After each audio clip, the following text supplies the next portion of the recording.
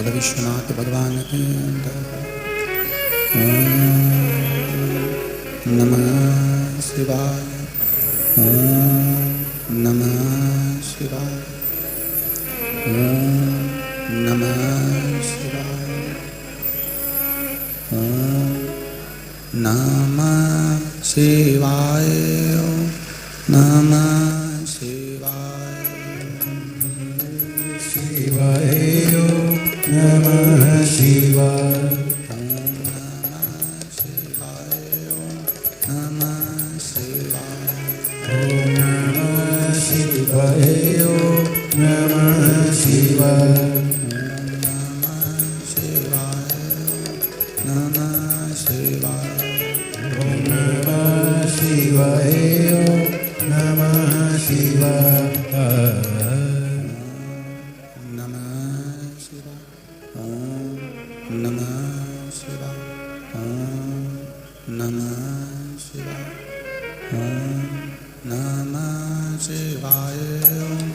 शिवाय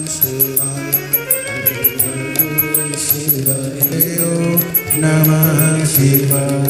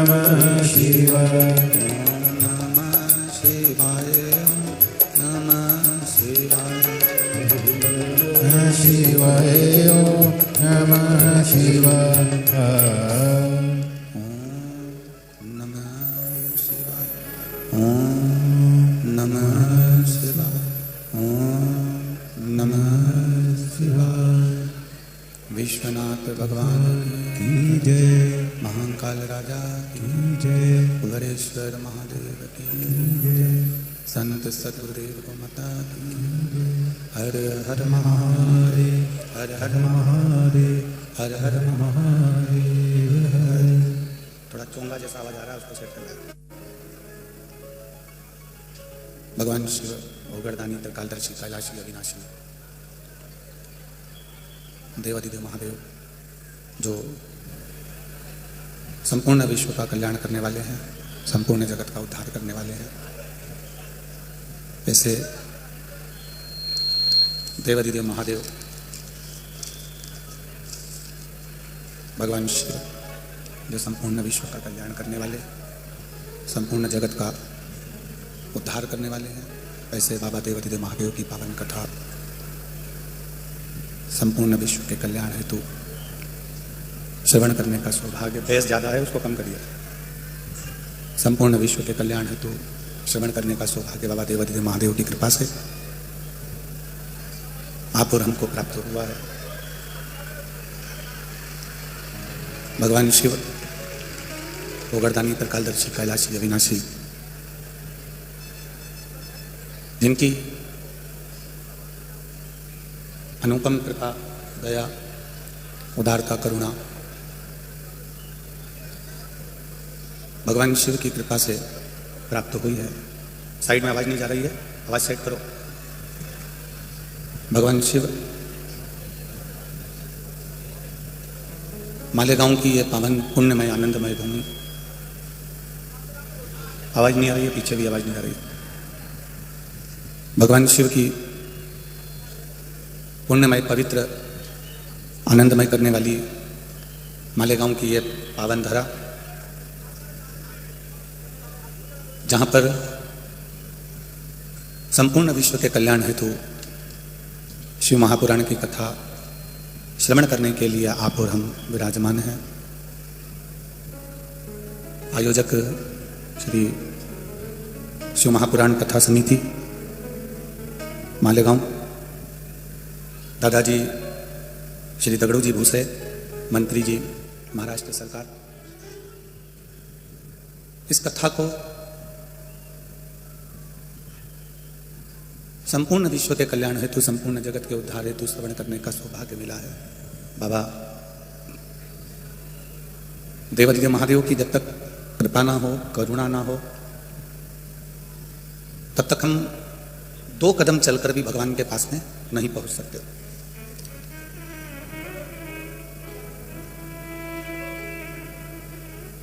शिव भगवान त्रिकालदर्शी, भगवान कैलाशी, भगवान अविनाशी, भगवान शंकर जैसे देवों में भी देव महादेव हैं, देवताओं के भी अगर कोई देव हैं तो वो महादेव है। उसी तरह आपके हमारे सबके लिए अगर कोई बड़ा है, वृद्ध है, चोंगे जैसी आवाज आ रही है उसको क्लीन करो। अगर कोई बड़ा है, करुणा करने वाला है, उदार है, दया करने वाला है, कृपा का सागर है, देवों के लिए भी जो देव है, देवताओं के लिए भी जो पूज्य है, जैसे आपने और हमने कथा में श्रवण करा, भगवान शंकर की पावन कथा में हमने सुना, भगवान शिव की कथा में हम श्रवण करते हैं, सुनते हैं कि पीछे आवाज नहीं जा रही है। राम जी महाराज ने भी भगवान शंकर की आराधना करी है, भगवान शिव की पूजन करी है, और भगवान कृष्ण ने भी भगवान शंकर की आराधना करी है, पूजन करी है। अर्थात पीछे आवाज नहीं जा रही है।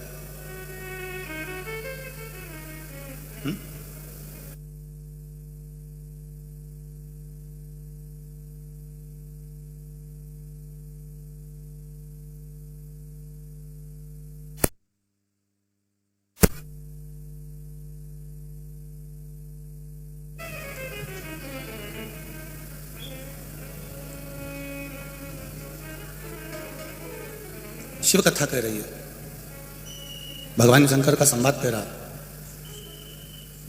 शिव महापुराण की कथा कह रही है। देवों में भी जो देव हैं वो महादेव है, देवताओं के लिए भी जो पूज्य है, देवताओं के लिए भी जो आदर रखने वाले हैं, देवताओं के लिए भी जो सुख प्रदान करने वाले हैं, वो महादेव है। जब मेरे राम जी महाराज लंका पर चढ़ाई करने के लिए जा रहे हैं और विजय प्राप्त करना चाहते हैं और उनको कुछ सुख का, आनंद का अनुभव दिख रहा है, तो वो भगवान शंकर की आराधना करते हैं, भगवान शिव की भक्ति करते हैं।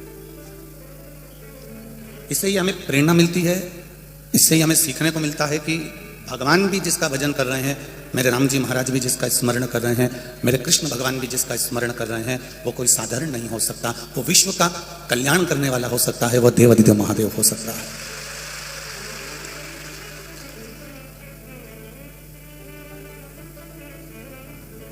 भक्ति हम जितनी प्रेम वश करते हैं, भक्ति हम जितनी प्रेम के साथ करते हैं, हम आनंद के साथ करते हैं, हम स्मरण के साथ में करते हैं, उतना सुख हमारे जीवन में आ जाता है।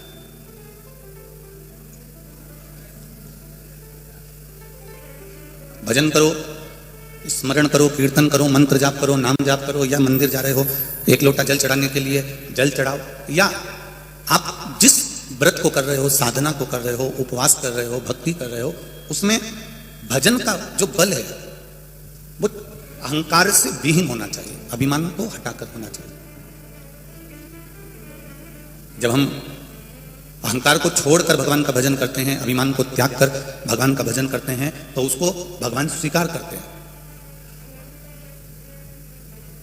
शिवजी को चढ़ाए गए प्रसाद में बेलपत्री मूल होती है, भगवान विष्णु को चढ़ाए गए, राम जी को चढ़ाए गए, भगवान कृष्ण को चढ़ाए गए प्रसाद में तुलसी मूल होती है। उसी तरह भगवान के भजन को करने के लिए अहंकार विहीन होना चाहिए, तो भगवान उसको स्वीकार कर लेता है,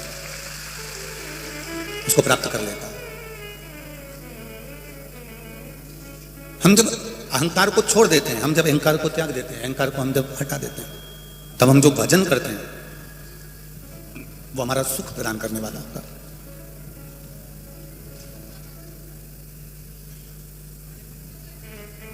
बहुत सारी गीली लकड़ी है, लकड़ियों का ढेर लगा हुआ है, गीली गीली लकड़ी है, और गीली लकड़ी अब जले कैसे?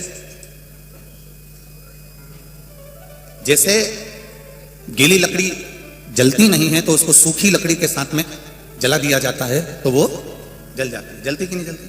जल जाती। गीली लकड़ी सूखी लकड़ी का संग पकड़कर जल जाती है। उसी तरह बुरा व्यक्ति किसी अच्छे व्यक्ति का अगर संग पकड़ ले, कोई भजनावली का, कोई कीर्तनी का, कोई मंत्र जाप करने वाले का, कोई नाम जाप करने वाले का, कोई कीर्तन करने वाले का, कोई स्मरण करने वाले का अगर संग पकड़ लेता है तो निश्चित है वो भी तर जाता है, पार उतर जाता है।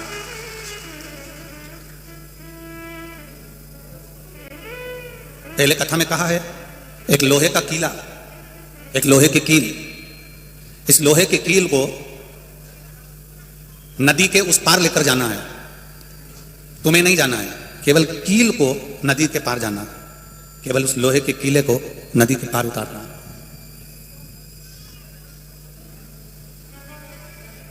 लोहे का कीला, लोहे की कील नदी के उस पार लेकर जाना है और तुम्हें नहीं जाना, केवल उस कील को जाना।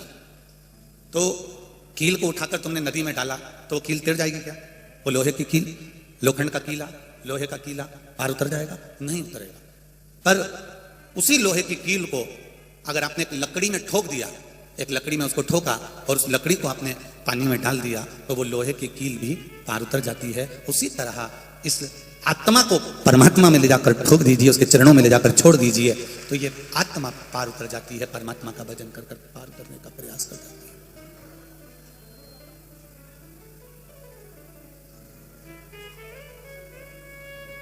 बहुत गहरा संसार सागर, भव सागर बहुत गहरा है।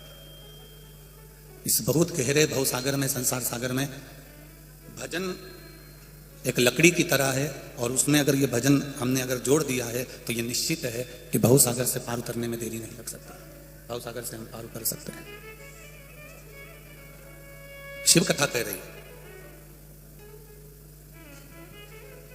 भगवान शंकर का संवाद कह रहा है, शिव तत्व कह रहा है। पुण्य तीन तरह से किया जाता है, एक मन से, दूसरा वचन से और तीसरा कर्म से। पुण्य श्री शिव महापुराण की कथा ये मालेगांव को मिली है। अब उससे आप अंदाजा लगा लो कि कितना पुण्य मालेगांव वालों ने करा होगा, इसलिए पुण्य श्री शिव महापुराण की कथा मिली, प्राप्त हुई।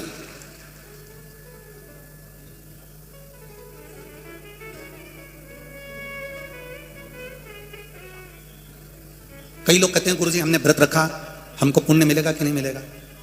हमने माला पकड़कर जाप करा, हमें पुण्य मिलेगा कि नहीं मिलेगा? हम 24 घंटे भगवान की माला पकड़कर जाप करते हैं, भजन करते हैं, कीर्तन करते हैं, हमको पुण्य मिलेगा कि नहीं मिलेगा? हम मंत्र जाप कर रहे हैं, हम माला जाप कर रहे हैं, हम मंत्र माला में डूबे हुए हैं, हम व्रत कर रहे हैं, तपस्या कर रहे हैं, साधना कर रहे हैं, इसका पुण्य हमको मिलेगा कि नहीं मिलेगा? तो पहले तो आप अच्छे से समझ लो उस बात के लिए कि भजन क्यों कर रहे हो,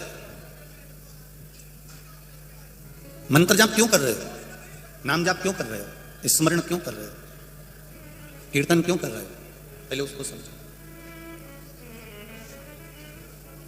हमने पुण्य कमाने के लिए कोई मंत्र का जाप नहीं करा, हमने पुण्य कमाने के लिए भगवान का भजन नहीं करा।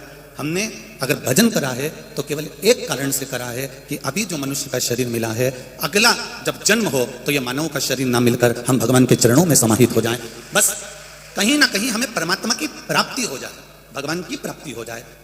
भजन करने का केवल एक कारण है, परमात्मा को प्राप्त करना।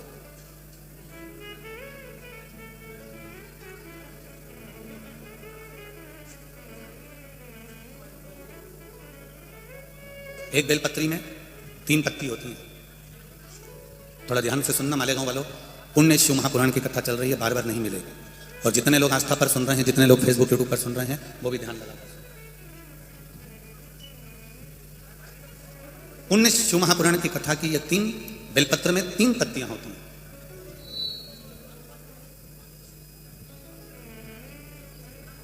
ये 3 पत्तियां शिव महापुराण की कथा कहती है जब हम देवादिदेव महादेव को समर्पित करते हैं, जब हम भगवान शंकर को ये 3 पत्तियां समर्पित करते हैं तो हमारा वर्तमान, हमारा भविष्य और हमारा पूर्व का किया हुआ जो भाग है वह भी केवल एक बेलपत्र जब हम भगवान शंकर को समर्पित करते हैं तो हमारा वर्तमान, हमारा भविष्य और हमारा भूत जो निकल गया वो तीनों ही भगवान शिव उसको संवार देते हैं। मात्र एक बेलपत्र का फल इतना प्रबल है कि एक बेलपत्र मात्र भगवान शंकर को समर्पित कर देने से हमारा निश्चित समय अवधि गणना सब स्वीकार कर लेते हैं भगवान शंकर।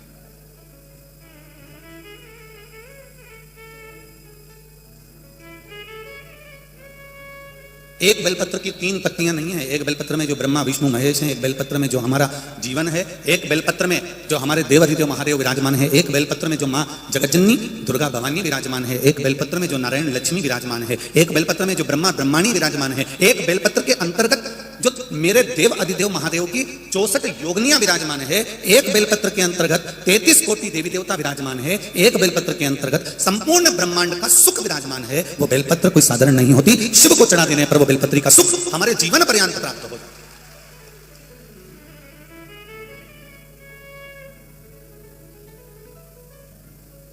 केवल एक बेलपत्र हमने जो देवादिदेव महादेव को समर्पित करी उसका सुख हमको अपार सुख प्रदान कर देता। पुण्य 3 तरह से होता है, एक मन से, वचन से और कर्म से। अब जरा ध्यान देना, मन से हम जिंदगी में कभी किसी के प्रति भेदभाव ना रखें। गलत अगर भोजन किया है तो हम गलत सोचेंगे, पर यदि भोजन करने के बाद भी हमने अगर भगवान के चरणारविंद का मात्र थोड़ा सा चरणोदक, थोड़ा सा अमृत तत्व ग्रहण कर लिया है तो जो हमने भोजन ग्रहण भी करा है और मालूम पड़े कोई गलत जगह का भोजन कर लिया है और हमने शंकर भगवान पे चढ़ा हुआ वो जल थोड़ा सा हमने पी लिया है तो हमारे भीतर अगर गलत भोजन चले भी गया है तो ये निश्चित है उस भोजन को शिव का चढ़ा हुआ चरणोदक पवित्र कर देता है, गंगा का जल मानकर उसको शुद्ध कर देता है।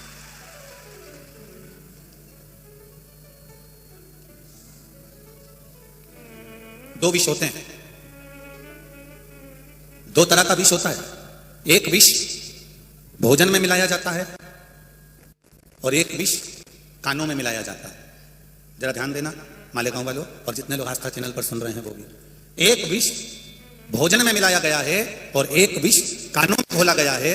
ये 2 विष हैं। इसमें एक विष जो भोजन में मिलाया गया है उस विष से तुम बच सकते हो, पर जो कानों में जहर उगला गया है उससे जिंदगी में कभी बचला नहीं जा सकता, कभी नहीं बच सकते उससे कभी बचा नहीं जा सकता। आप उससे कितना भी प्रयास कर लो नहीं बच सकते। भोजन का विष निकल सकता है पर कानों में जो घुला हुआ विष है ना ये जिंदगी भर नहीं निकलता। एक सास ने अगर बहू को अपशब्द कह दिया है, जेठानी ने देवरानी को अपशब्द कह दिया है, एक बेटे ने बाप को अपशब्द कह दिया है, एक भाई ने भाई को अपशब्द कह दिया है, एक बहन ने बहन को अपशब्द कह दिया है, किसी मोहल्ले के व्यक्ति ने, कॉलोनी के, सोसाइटी के व्यक्ति ने अपशब्द कह दिया है। एक बार अपशब्द किया और वो अपशब्द जीवन पर्यंत तक रहता है, मरते दम तक वो अपशब्द समाप्त नहीं होता। जब तुम उसको देखते हो तब तुम्हारा खून खोल जाता है, इसने मेरे साथ ऐसा किया, इसने मेरे साथ ऐसा किया, इसने मेरे साथ ये कर दिया, इसने मेरे साथ वो कर दिया। ये अपशब्द का जो विष है, ये विष जो अपशब्द का विष है जो कानों में घोला जाता है, ये मनुष्य की जिंदगी को बर्बाद कर देता है। जितना शरीर में गया हुआ जहर, जितना शरीर में भोजन के साथ गया हुआ जहर काम नहीं करता, उससे ज्यादा काम करता है कानों में गया हुआ जहर। आज संपूर्ण विश्व में, संपूर्ण ब्रह्मांड में कर ही क्या जा रहा है? आज किसी को भी भोजन में जहर नहीं दिया जा रहा है। आज के जमाने में सबसे ज्यादा जहर उगला जा रहा है तो इन कानों में उगला जा रहा है। ये कानों का जो जहर है ये जीवन को नष्ट करने वाला है।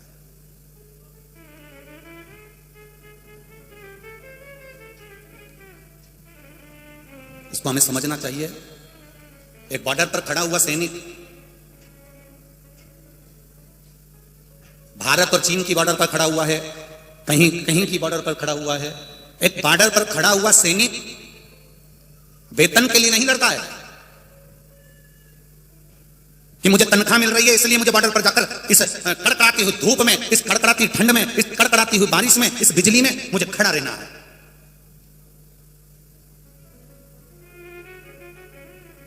एक बॉर्डर पर खड़ा हुआ सैनिक वेतन के लिए नहीं लड़ता। एक भारत का सैनिक, बॉर्डर पर खड़ा हुआ सैनिक वेतन के लिए नहीं, अपने वतन के लिए लड़ता है, इसलिए वो अग्रण्य होता है।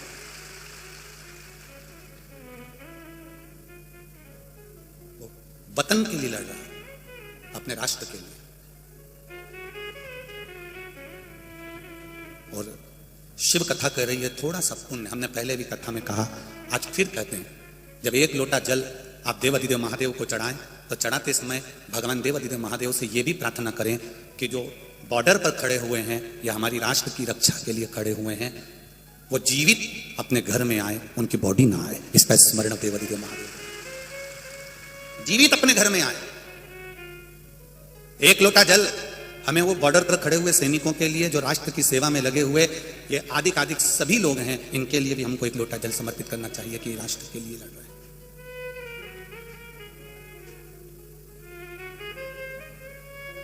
चंदन है इस देश की माटी, तपोभूमि हर ग्राम है, हर बाला देवी की प्रतिमा, बच्चा बच्चा राम है। जिसके सैनिक समर भूमि पर गाया करते गीता है, उसी माटी के हल्के नीचे खेली करती सीता है। ये चंदन है भारत की भूमि, कोई साधारण भूमि नहीं है।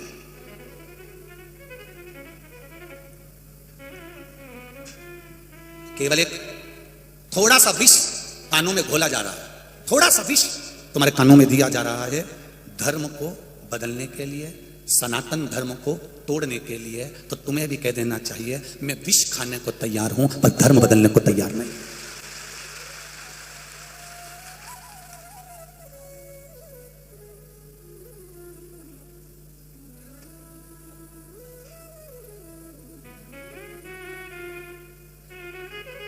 अपना धर्म छोड़कर, सनातन धर्म को छोड़कर हम अन्य धर्म में प्रवेश न करें।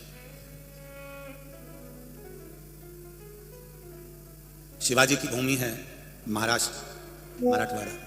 ये महाराष्ट्र जिस महाराजा शिवाजी ने अपना प्राण लाकर रख दिया था केवल इस राष्ट्र को बचाने के लिए, धर्म को बचाने के लिए, संस्कृति और सभ्यता को बचाने के लिए।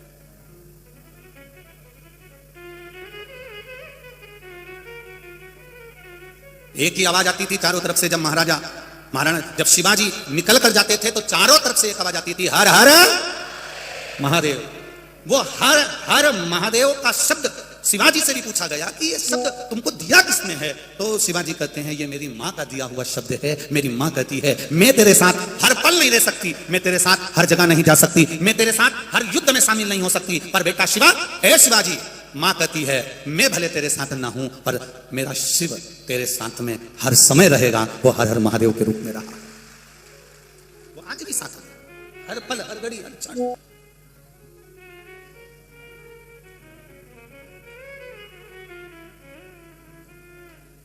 आप लोग के मुख पर जिस दिन ये शब्द आ गया ना, कौन सा, जम के बोलिए जरा, जिस दिन आपके मुख पर ये शब्द आ गया, आप हमेशा कहते हो वहां तक जाना है, अरे काय को चिंता करता, मेरे पास गाड़ी है, मैं अब भी लेके आता हूं।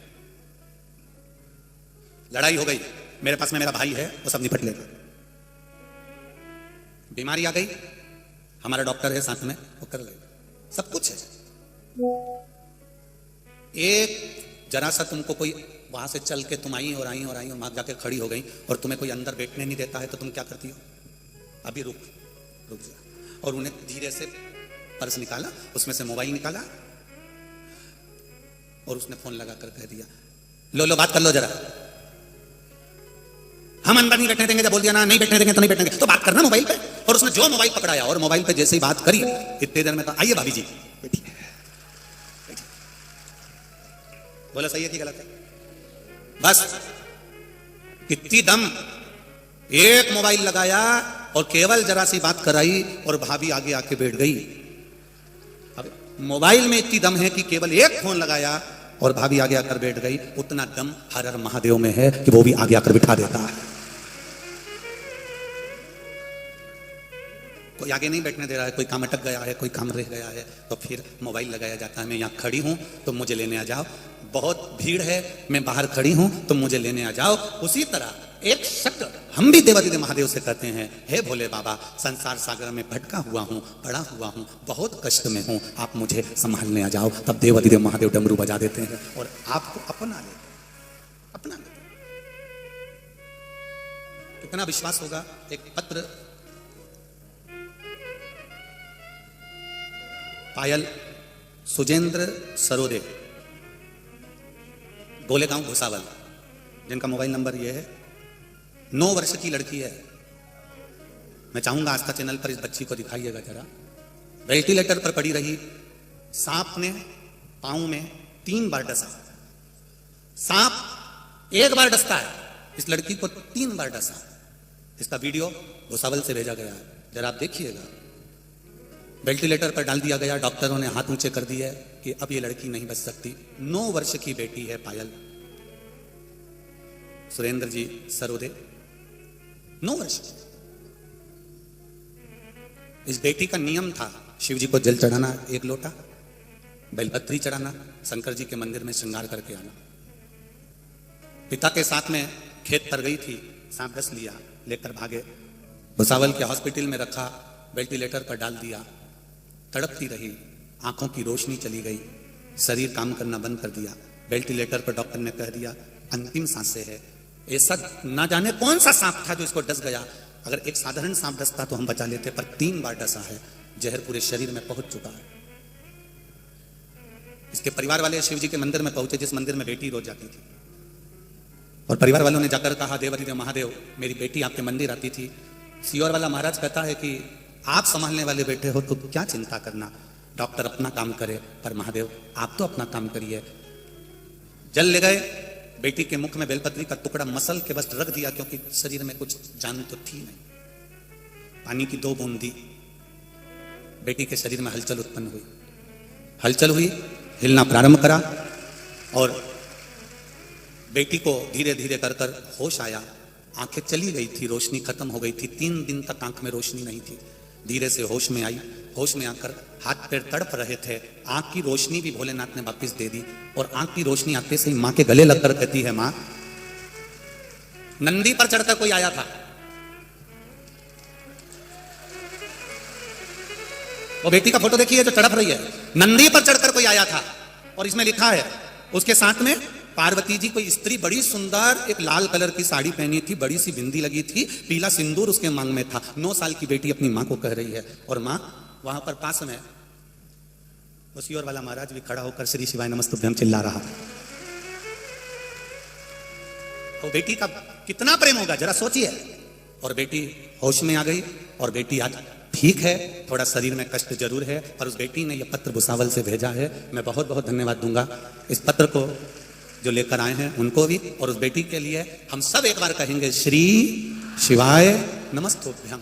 फिर से कहिए श्री शिवाय नमस्तुभ्यम। स्वस्थ हो, अतिशीघ्र स्वस्थ। ये शिव तत्व, ये शंकर, कितना विश्वास। एक पत्र और देखिए, हम पूरे पत्र तो अभी पढ़े नहीं है, पर थोड़ा पत्र और देखिए।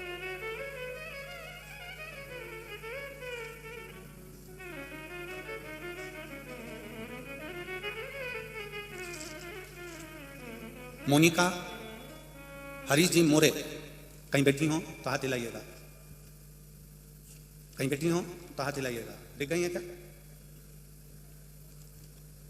दिख गई हो तो हाथ जरूर हिलाएं, दोनों हाथ हिला दें। अच्छा ठीक है, दिखा दिखा ठीक है। मोनिका हरीश जी मोरे, गुरुदेव, रहने वाली मालेगांव कैंप सोनारी गली, यहां से हूं।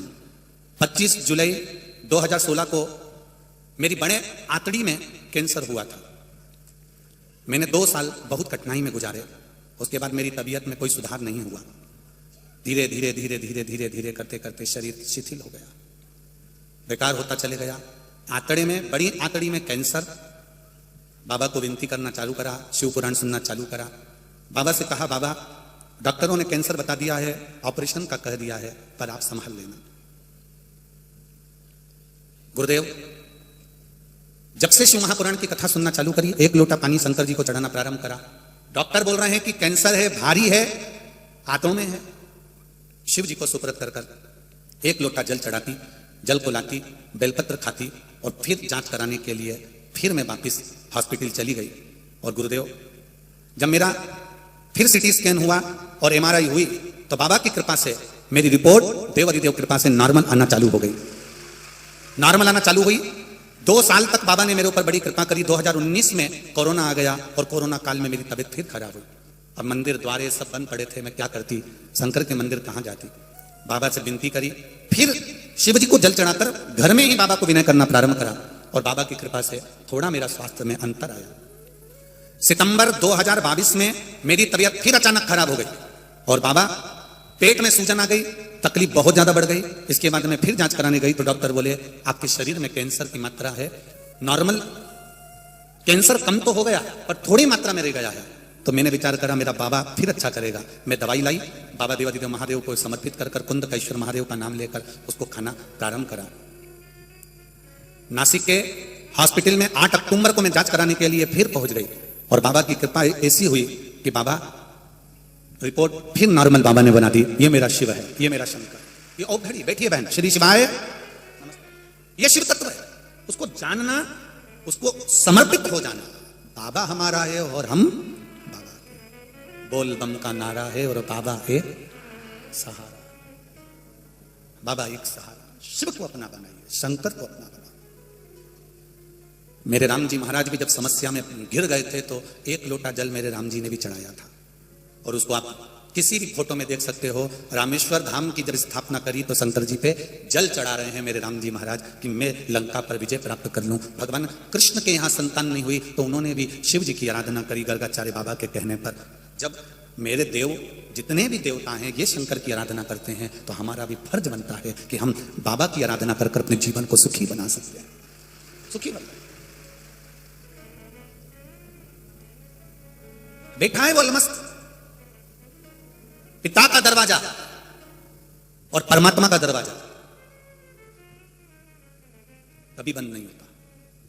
एक बेटा पिता से झगड़ा कर चले गया, मुझे तुम्हारे साथ नहीं रहना, मुझे जाने दो। बेटा गया, शहर में पहुंच गया, मित्र मिल गए क्योंकि प्रॉपर्टी का हिस्सा लेकर गया था। जब तुम्हारे पास में धन होता है तो मित्र भी बहुत हो जाते हैं।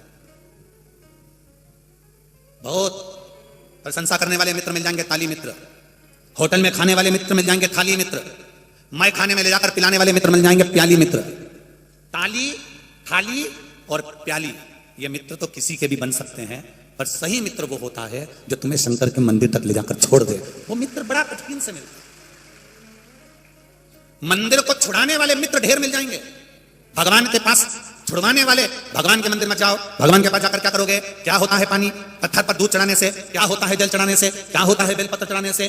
भगवान को छुड़ाने वाले, भगवान से दूर करने वाले, परमात्मा से दूर करने वाले मित्र बहुत मिल जाएंगे, पर परमात्मा के करीब भेजने वाले, भगवान के पास लेकर छोड़ने वाले मित्र बहुत कम मिलते हैं जो आपसे कहें चल गाड़ी पे बैठ, अभी अपन शंकर जी को लोटा भर के जल चढ़ा के आते हैं, चल गाड़ी पे बैठ, अभी दर्शन करके आते हैं, चल अपने मालेगांव में कथा हो रही है, 25 किलोमीटर दूर है, चल गाड़ी पे बैठ, 25 किलोमीटर तक चलते हैं। इतनी दूर? वाह वाह वाह। आज के छोरा छोरी की शादी करने के लिए तो इतनी दूर जा रहे, गोवा, भुवनेश्वर। बोलो सही है कि गलत है? छोरा छोरी मालेगांव के और शादी कर रहे वहां जाके। छोरा छोरी की शादी करने वाले मालेगांव से जब इतनी दूर जा सकते हैं तो वो शादी करने वालों से भी निवेदन है कि फिर शिव पुराण तक क्यों नहीं आ सकते? जरा विचार तो करो। छोरा छोरी की शादी कर, अच्छा विचार करो, छोरा छोरी की शादी करी पर उसकी कोई गारंटी नहीं है कि छोरे की बहू तुमको 2 रोटी दे देगी, उसकी कोई गारंटी नहीं है। पर इस बात की गारंटी हम लेते हैं कि शंकर की कथा अगर दिल से सुनी है तो पेट तो मेरा महादेव भर ही देगा, ये निश्चित है। शादी में 50 लाख, 1 करोड़, 25 लाख, 20 लाख रुपए खर्च करे, कोई गारंटी नहीं कि बहू 2 रोटी देगी, गरम रोटी देगी, ये कोई गारंटी नहीं। अब वो गरम रोटी दे रही है कि गरम गरम डंडे दे रही है, इसका कोई गारंटी नहीं, कोई गारंटी। अब वो तो कौन के गुरुजी, अब तुमसे हम पूछें तो कोई तुम बोलोगी बस चेहरा उतार के बैठी रहोगी तो में गुरुजी समझ जाएगा पापड़ी की हालत ऐसी ठीक है, कई करे क्या 50 लाख रुपए खर्च करने के बाद भी गारंटी नहीं है कि बहू तुम्हारी सेवा कर लेगी, परिवार के लोग तुम्हारी सेवा कर लेंगे। इतना बड़ा महल बनाया, बंगला बनाया, 4-4 गाड़ी, 25-25 लाख की, 30-30 लाख की गाड़ी रखी, तो भी गारंटी नहीं है कि तुम्हारी दुख की घड़ी में तुम्हारे परिवार वाले खड़े मिलेंगे। जब शरीर में रोग होता है, कष्ट होता है, बीमारी होती है, अकेले वेंटिलेटर पर पड़े होते हो, अकेले आईसीयू में पड़े होते हो, डॉक्टर आता है, दवाई देकर चेक कर कर चले जाता है, परिवार वाले कमरे के बाहर, आईसीयू के बाहर, वेंटिलेटर के बाहर खड़े हैं, बस बैठे बैठे सोच रहे हैं बहुत अच्छा, क्या पता क्या हो गया, आंख में आंसू भी आ रहे, भगवान इनको ठीक कर देना। भगवान बोले पूरी जायदाद के तुम हिस्सेदार हो, पूरी जायदाद, पर किसी के दुख के हिस्सेदार नहीं हो। मनुष्य को अकेला भोगना है, कोई दूसरा नहीं भोगेगा, अकेला। कितनी विचित्र कथा है वो रत्नाकर की, कितनी विचित्र। तमसा नदी के तट पर जंगलों में बहुत सारे जंगल में रहने वाले, वन में विचरण करने वाले आदिवासी गण रहते, जो वहां से निकल कर जाता उसको लूट लेते, किसी को मार देते, किसी को काट देते, दूसरों का धन इकट्ठा कर लेते। उसी में एक था क्रूरसेन। इतना ज्यादा क्रूर था वो क्रूरसेन कि अगर कोई धन नहीं देता था तो वहां उसका गला काट देता था। बहुत तकलीफ में क्रूरसेन से बड़े त्रसित हो गए लोग। उसकी धर्मपत्नी बड़ी धर्मात्मा थी। धर्मपत्नी ने अपने पति क्रूरसेन से कहा, चोरी कर कर इतना धन लाते हो, डाका डाल कर इतना धन लाते हो, लोगों को काट कर मार कर इतना धन लेकर आते हो, लूट कर इतना धन लेकर आते हो, अपने घर में तो वैसे ही बच्चे नहीं हैं, संतान नहीं है, पुत्र नहीं है, औलाद नहीं है, फिर ये किसके लिए इकट्ठा कर रहे हो, किसके लिए जोड़ रहे हो? क्रूरसेन ने कहा, संतान नहीं है तो क्या हुआ, क्या मैं धन इकट्ठा नहीं करूं? पत्नी ने समझाया, क्रूरसेन नहीं माना तो कह दिया, कल तेरे संतान नहीं है तो मैं किसी की संतान उठा के ले आऊंगा। पत्नी हाथ जोड़ के बोली, किसी माँ का क्यों दिल दुखाना? अरे जब उसके यहां संतान हो गई, थोड़ी दिन रोएगी, उसके घर में दूसरी संतान हो जाएगी, कम से कम तेरी गोदी तो भरा जाएगी, अपनी जायदाद संभालने वाला तो कोई मिल जाएगा। क्रूरसेन को गुस्सा आया, नगर में चले गया, गांव में चले गया, एक ब्राह्मण के बच्चे को उठा कर ले आया, पत्नी की गोद में दे दिया। पत्नी ने उस बच्चे से लाड़ प्रेम करा, स्नेह करा, उसको पाल पोस कर बड़ा करा। बड़ा हो गया तो वो बच्चा क्रूरसेन के साथ में शिकार पर जाने लगा, लोगों को लूटने लगा, वो भी लूटपाट में लग गया। उसका नाम था रत्नाकर। क्या नाम पड़ा? रत्नाकर। वो भी लूटने लगा, वो भी लोगों को मारने लगा, वो भी डाका डालने लगा, वो भी चोरी करने लगा। मां को बड़ा दुख होता कि मेरी औलाद, बताओ, ये भी ऐसा काम में लग गए। एक लगा हुआ था ठीक था, पर पिता के ये भी ऐसा चोरी करे, ये भी डाका डाले, ये भी लोगों को मारे, ये कहां का तरीका है? तो उसको मां को बड़ा दुख होता था। धीरे धीरे रत्नाकर जब बड़ा हुआ, शादी कर दी, बच्चे हो गए, सब कुछ आनंद हो गया, बहुत बड़ा डाकू बन गया, बहुत बड़ा डाकू। एक दिन संत निकल कर जा रहे थे, उनके साथ में देवऋषि नारद निकल कर जा रहे थे। श्रीमन नारायण, श्रीमन नारायण, श्रीमन नारायण। रत्नाकर को लगा इतने सारे संत जा रहे हैं, इनके पास में पोटलियां हैं, पोटलियों में जरूर धन होगा। रत्नाकर ने उनको रोक लिया, अरे बाबा, क्या है तुम्हारे पास में? धन दो। संतों ने कहा, हमारे पास में क्या रखा, हम तो एक लंगोटी में रहते हैं, कुछ भी हमारे पास में नहीं, हम क्या आपको दें? जरूर तुम झूठ बोल रहे हो। देवऋषि नारद के पास में तानपुरा था, उन्होंने कहा तानपुरा के अंदर कुछ भरा होगा, दे इधर तानपुरा। नारद जी से तानपुरा छुड़ा लिया। नारद जी मन में सोचे, अपने पास तो वैसे कुछ नहीं था, बचा कुछ तानपुरा था, वो भी ले लिया, वो भी चल गया। नारद जी को बड़ा दुख हुआ। नारद जी ने मन में सोचा, ये डाकू है, इसको ऐसे समझाएंगे तो समझ में आएगी नहीं। नारद जी ने कहा, मेरे पास में बहुत सारा धन है, पर शर्त केवल एक है। क्या शर्त? धन मैं दूंगा, पर उस धन के हिस्सेदार तेरी पत्नी, तेरे बच्चे, तेरी माता, तेरे पिता, तेरा भाई, सब कुछ धन के हिस्सेदार होंगे। पर तू जो चोरी कर रहा है, जो गलत काम कर रहा है, इसके हिस्सेदार क्या तेरे परिवार वाले होंगे? देवऋषि नारद ने जब कहा, रत्नाकर हंसकर बोला, मेरी पत्नी, मेरे बच्चे, मेरे हर चीज के हिस्सेदार हैं, तो मेरे कर्म के भी हिस्सेदार मेरे पत्नी और बच्चे रहेंगे। नारद जी ने कहा, हम यहीं पर हैं, पहले उनसे लिख कर लिया, हम तुझे बहुत सारी दौलत दे देंगे। ओ रत्नाकर बोला कि तुम कहीं भाग गए तो? नारद जी बोले, हमको पेड़ से बांध के चले जाइए, रस्सी से पेड़ से बांध दिया। देवऋषि नारद को और संतों को। रत्नाकर अपने घर गए, अपनी पत्नी और बेटे को बुलाया, अपनी माँ को बुलाया, पिता को बुलाया, कहा, मेरे पास में जो धन है उसका हिस्सेदार कौन कौन है? पत्नी कहती है मैं हूं, बेटा कहता है मैं हूं, पिता कहते हैं मैं हूं, माँ कहती है मैं हूं। अब रत्नाकर ने पूछा, मैंने लोगों को मार डाला, मैंने लोगों का खून खच्चर कर दिया, उस पाप का, मेरे दुख का, मेरे कर्म का हिस्सेदार कौन कौन है? इतने में पत्नी ने कहा, फालतू की बात मत करो, जिसने जो कर्म करा है उसको भोगना पड़ता है, तो तुम मेरे कर्म के हिस्सेदार नहीं हो, ये तो कभी हो ही नहीं सकता। बेटा कहता है, पिताजी मैंने कभी नहीं कहा कि आप चोरी करो, आपके हिस्सेदार। मां कहती है, मैंने कभी नहीं कहा कि तू चोरी कर ला। पिता कहता है, मैंने कभी नहीं कहा तुझको कि मेरे साथ चोरी करने चल। रत्नाकर ने उस पल देव ऋषि नारद के पास जाकर हाथ जोड़ लिए और देव ऋषि नारद से कहा, नारद जी ये बताओ कि कोई दुनिया के लोग हमारे धन के हिस्सेदार हो जाते हैं, सुबह 8 बजे से लेकर रात को 10-10 बजे तक दुकान पर बैठकर कमाते हो, उस कमाई के हिस्सेदार तुम्हारे बेटा बेटी पत्नी रिश्तेदार माता पिता सब तुम्हारी जायदाद के हिस्सेदार होंगे। पर तुमने दुकान पर बैठकर जो झूठ बोला, दुकान पर बैठकर जो बेईमानी करी, नौकरी में सर्विस में जहां बैठकर तुमने 1 का 2 करा, तुम्हारे किए गए कर्म का हिस्सेदार कौन होगा?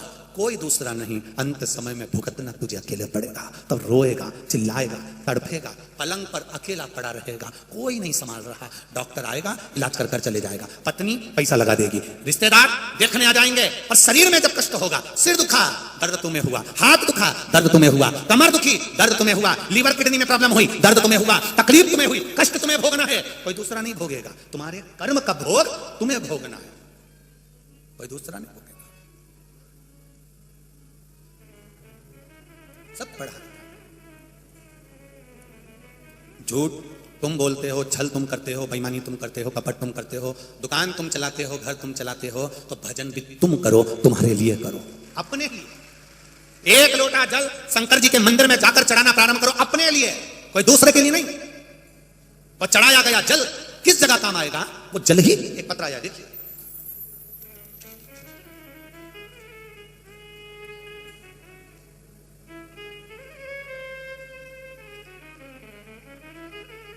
शंभु शरण पड़ी मांगो घड़ी रे घड़ी, दुख काटो दया करी न दर्शन आपो। शंभु शरण पड़ी मांगो घड़ी रे घड़ी, दुख काटो दया करे न दर्शन आपो। मैं सुशीला बाई नथु धनगर से हूं। मेरा बेटा सुनील नथु धनगर से, अमल नेर जिला जलगांव महाराष्ट्र से हूं। कहीं बैठे हो तो हाथ हिलाइएगा। आप ही हैं? दोनों हाथ हिला दो एक बार। श्री शिवाय नमस्तुभ्यम। मेरा बेटा सुनील नथु धनगर, अमल नेर जिला जलगांव महाराष्ट्र से हूं। शिव की महिमा का क्या बखान करूं गुरुदेव। मेरा बेटा 27 सितंबर 2022 को दीनानाथ मंगेशकर हॉस्पिटल में एडमिट हुआ था। डॉक्टर ने बताया कि मेरे बेटे का लीवर में सूजन है और किडनी ने काम करना बंद कर दिया। 4 जगह पर जांच कराई, हर जगह पर यही निकला कि किडनी काम करना बंद कर दी है और शरीर में सूजन बढ़ने लगी है, पानी भरने लगा है। डॉक्टर बोले आधे घंटे के अंदर डायलिसिस की प्रक्रिया प्रारंभ करना पड़ेगी। हमारा मन दुख गया गुरुदेव। मोबाइल पर हॉस्पिटल में कोई शिव महापुराण की कथा सुन रहा था, मोबाइल लेकर कथा का स्मरण करा, बाबा से वहीं बैठकर विनती करी। मोबाइल पर जब शिव पुराण कथा पर विनती करी और बाबा से, आपने कथा के बीच बीच में बार बार कहते हो 1 लोटा जल 1 लोटा जल। मैंने उसी समय डायलिसिस की तो तैयारी चल रही थी और मैं 1 लोटा जल लेकर शिव जी के मंदिर चली गई। बाबा को जल चढ़ाया, विनती करी, बाबा मैंने अभी तक तो शिव पुराण नहीं सुनी थी, पर मोबाइल पर किसी दूसरे के मोबाइल पर सुनी है, विनती करने आई हूं बाबा, मेरा बेटा जो युवान अवस्था का है उसके किडनी ने काम करना बंद कर दिया, लीवर में सूजन आ गई है, आप कुछ कर दो ना बाबा। बाबा से विनती करी, चढ़ाए हुए जल को लेकर गई, बेटे से कहा 2 बूंद पी ले, फिर डायलिसिस के लिए जा। बेटे के मुख में जल दिया, डायलिसिस के लिए उसको लेकर गए। डॉक्टरों ने कहा एक बार फिर से जांच करी जाए। वापिस जब जांच करी गई तो लीवर और किडनी दोनों काम करना चालू कर दी थी और लीवर और किडनी ने काम करना प्रारंभ कर दिया। अब ठीक है बाबू, श्री शिवाय नमस्तुभ्यम, बैठिए, हर हर महादेव। किडनी और लीवर ने काम करना प्रारंभ कर दिया। यह शिव तत्व है। आपकी भक्ति, आपका विश्वास, आपकी दृढ़ता, आपका भरोसा क्या देगा मेरा देव अधिदेव महादेव, ये तो हम नहीं जानते, पर इतना जरूर जानते हैं, जिस दिल से, जिस भाव से मेरे मालेगांव के इस पावन धरा पर आप लोग कथा सुन रहे हैं, मेरा बाबा खाली तो नहीं भेजेगा, झोली जरूर भरकर भेजेगा, ये निश्चित। इतना एक पत्र देखिए, 10 साल तक संतान नहीं हुई और सहेली ने केवल इतना कह दिया तू जा। मेरा नाम लीना किरण पाटिल है। मैं एयरडोल से आई हूँ। कहीं बैठी हैं आप? ही हाथ हिला दो एक बार। श्री शिवाय नमस्तुभ्यम। हाँ, दोनों हाथ हिलाओ एक बार ऐसे। श्री शिवाय नमस्तुभ्यम। मेरा नाम लीना किरण पाटिल है। मैं एरेडोल से आई हूँ। मेरी सहेली सोनाली बाबी, उसको 10 साल से संतान नहीं थी। डॉक्टर ने टेस्ट बेबी का बोला, उसने 2 बार टेस्ट बेबी करवाया, संतान का सुख नहीं हुआ। तब मेरी सहेली ने कह दिया मुझे भगवान ने बांझ रख दिया, संतान नहीं है। मैंने मेरी सहेली से कहा, एक बार मैंने कथा आस्था चैनल पर 2 मिनट सुनी थी, उसमें सीहोर वाला महाराज कह रहा था शंकर जी पे एक लोटा जल चढ़ा और आंकड़े की जड़ को कमर में बांध दे और चल अपन दोनों सीहोर चलते हैं, वहां से रुद्राक्ष लेकर आते हैं। हम सीहोर पहुंचे, वहां से रुद्राक्ष लाए, रुद्राक्ष का जल शिव जी को चढ़ाए, जल पीना प्रारंभ करा। आज मेरी सहेली का 6ठा महीना चल रहा है, मैं बाबा को प्रणाम करने। 10 साल तक जिसको संतान नहीं, ये शिव तत्व बेटी बहन, हर हर महादेव। शिव कृपा, शंकर की उदारता, उसकी तुम्हारा विश्वास जब दृढ़ हो जाए, जब तुम्हें लगने लगे कि मेरा महादेव मेरे साथ में है। लोग कहते हैं मेरे पास में गाड़ी है, लोग कहते हैं मेरे पास में मेरा भाई है, लोग कहते हैं मेरे साथ में मेरा परिवार है। जिस दिन तुम्हारे मुख से निकलने लगे कि मेरे साथ मेरा महादेव है, समझ लेना वो हर पल, हर घड़ी, हर क्षण, हर पल है।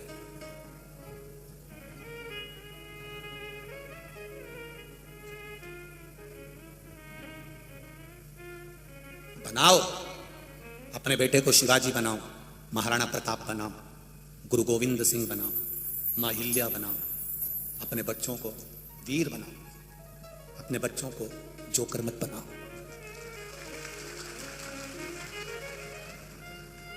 बनाओ, अपने बच्चे को प्रबल बनाने का प्रयास करिए।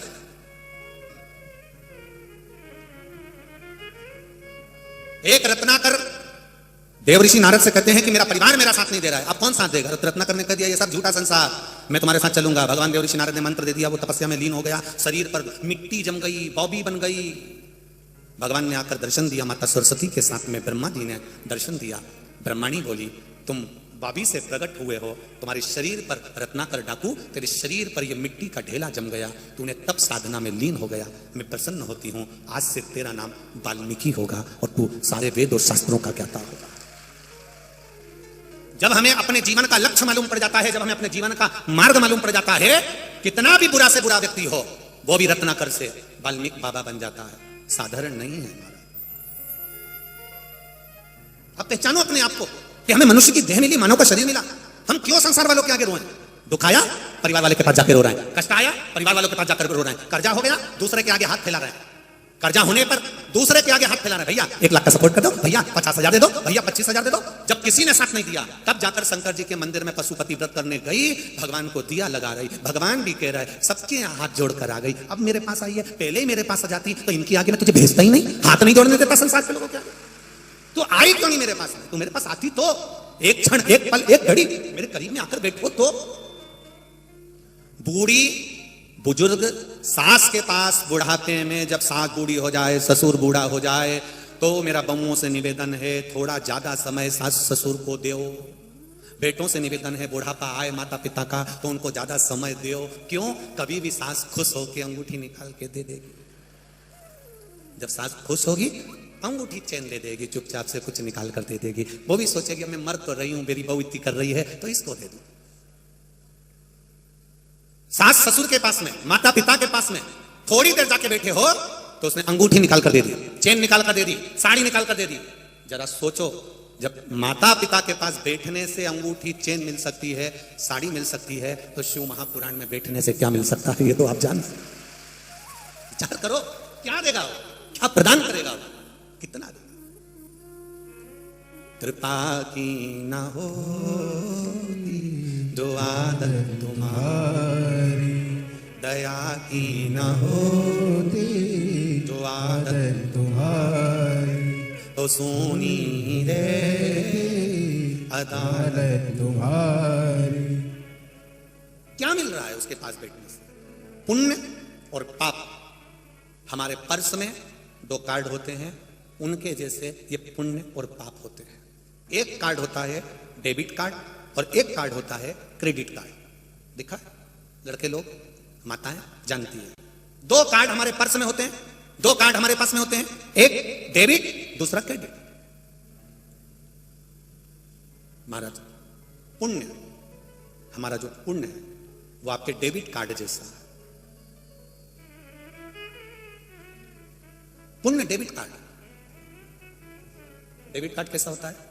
दुकान में गए, काट लिया, हटाया, पैसा उसके खाते में पहुंच गया और तुमने चाउमीन खाई, तुमने होटल में बैठ के एंजॉय करा। पुण्य। डेबिट कार्ड है, लगाया। डेबिट कार्ड का मतलब होता है पहले जमा कर दो, उसके बाद में सुख भोगो। अर्थात पहले शिव पुराण सुन लो, शंकर जी पे एक लोटा जल चढ़ा लो, भगवान का भजन कर लो, श्री शिवाय नमस्तुभ्यम बोल लो, उसके बाद में जो चाहो सुख हो। ये पुण्य डेबिट कार्ड है। और पाप क्रेडिट कार्ड है। पहले चाउमीन खा लो, पानी पतासा खा लो, और वो क्या बोलते पानी पतासा यहाँ पे गुपचुप है, जैसे मुंह में गुप आदमी चुप है। तो पहले तुम पानी पतासा खा लो, गुपचुप खा लो, चाउमीन खा लो, दोस्तों के साथ में फुल एंजॉय करो, फुल। लाओ जरा 2 प्लेट इडली सांभर लाओ, खमन ढोकला लाओ, पानी पूरी लाओ, लाओ जरा चाउमीन लाओ, चमक लड्डू लाओ, ये लाओ वो लाओ, खा तो खूब गए। अब कार्ड लाओ, ले जो कार्ड, इसमें तो 50 रुपये।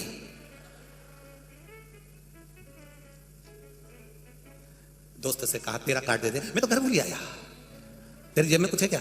लाया ही नहीं, अब तू पार्टी दे रहा था तो मैं नहीं लाया, मेरे कार्ड में तो 50 रुपए। उसने कहा अंदर चलो, अंदर जाके 5 को कहा बर्तन दे दो, धो। बस जैसे होटल में बर्तन धो रहे हो, ऐसे ऊपर वो भी धोएगा, ऐसा धोएगा, ऐसा धोएगा, ऐसा धोएगा, और कहेगा खूब भोग करा, एसी के कमरे में सोया, डल्लब की गादी पर सोया, खूब खाया पिया, मौज करा, गाड़ी पर घूमने गया, चारों तरफ मालेगांव की होटल होटल घूमता रहा, पर मालेगांव में शिव पुराण की कथा हुई, एक दिन नहीं गया, धो धो। अब ऊपर कह रहा है वंस मोर,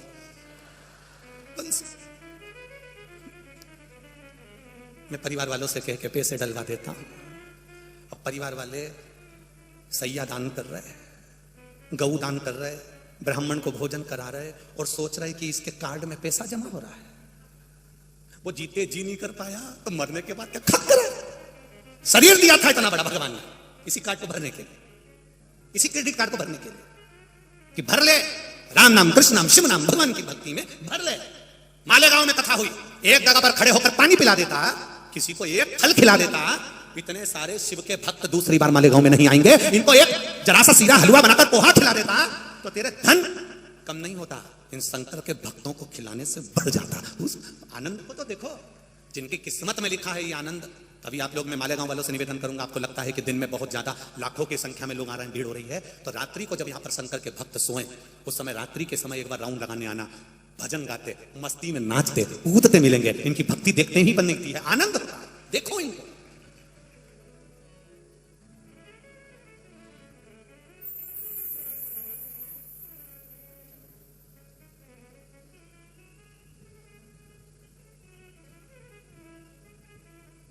ये भक्ति देखने को मिलती है। आज कोई कह रहा था, गुरुजी, गुरुदेव, हमारे महाराष्ट्र के बाला साहब ठाकरे जी आवाज लगाते थे तो पूरा महाराष्ट्र उलट जाता था। और गुरुदेव, महाराष्ट्र वालों ने यह दूसरा जलवा देखा है कि महादेव ने आवाज लगाई और पूरा महाराष्ट्र उलट कर आ गया।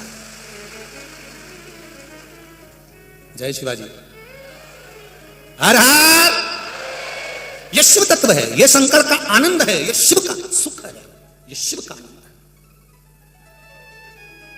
है। यह साधारण सी आपसे भी निवेदन है, अगर दिन में समय ना मिले तो रात को आकर इन शिव भक्तों का, शिव के भक्तों का एक बार दर्शन करो कि इनकी भक्ति का है क्या, ऐसा क्या है इसमें। कई लोग तो केवल ये देखने के लिए आते हैं कि ये सियोर वाला महाराज शिव पुराण करता है, इसमें ये क्या जो इतना सारा आ जाता गाड़ी बराबर। अच्छा, जो आते हैं ना देखने के लिए, वो इतने एक दूसरे में कुछ आ जाते हैं कि दूसरी बार कहते हैं कभी नहीं जाऊंगा।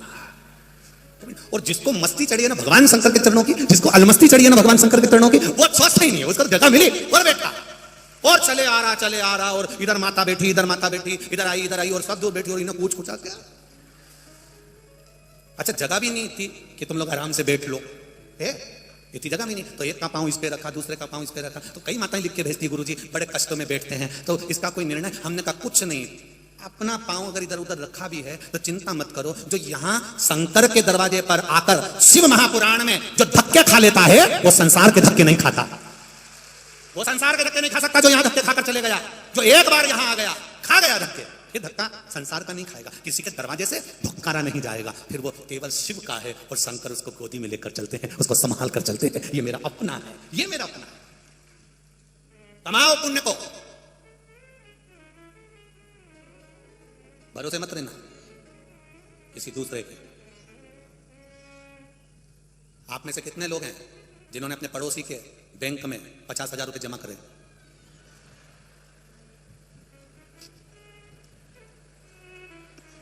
सही ना, मालेगांव के तो मालेगांव के हो रहे तुम पक्का। अब हम तो इतना ही बोले कि 50,000 रुपए, तुम तो हंसने की क्या जरूरत। कितने ऐसे हैं जो अपने पड़ोसी के खाते में, पड़ोसी के बैंक में 50,000 रुपए जमा करे? ऐसी कोई सास और बहू बता दो जिस सास ने बहू के खाते में 5 लाख रुपए जमा करे, या ऐसी बहू बता दो जिसने सास के खाते में 5 लाख जमा करे। करे बोलो तो नहीं करे। तो फिर तुम किसी को भोजन कराओगी तो क्या उसको मिल जाएगा? जब 5 लाख रुपए तुम अपनी सास के खाते में कभी जमा नहीं करी, सास ने कभी बहू के खाते में जमा नहीं करा, पड़ोसी ने कभी 50,000 रुपए पड़ोसी के खाते में जमा नहीं करा, तो ये किस अंदाजे में बैठे हो कि तुम्हारे बत्तल का वो भजन करेगा तो तुमको मिल जाएगा? किस अंदाजे में बैठे हो? तुम करोगे तुमको मिलेगा, अपने खाते में अपने को जमा करना पड़ेगा, कोई दूसरा नहीं करेगा। अपने खाते में अपने को जमा करना, अपने को खुद कहना पड़ेगा श्री शिवाय नमस्तु। एक तो हम श्री बोलते, तुम शिवाय बोल देते हो। पूरा बोला करो श्री, फिर बोल दिए शिवाय, साथ में बोलो श्री शिवाय नमस्तुभ्यम। अब हम श्री बोल दिए, तुम शिवाय बोल दिए। हमें पराठा मिल गया, तुम्हें आलू बड़ा मिल गया, ये कोई बात है क्या? बड़ा और पाव दोनों एक साथ खाओ तो मजा आता है। अब पाव पाव कोई खा ले, बड़ा बड़ा कोई खा ले, तो काय का बड़ा पाव? दोनों, इधर पाव इधर बड़ा, ऊपर पाव, तब बड़ा पाव।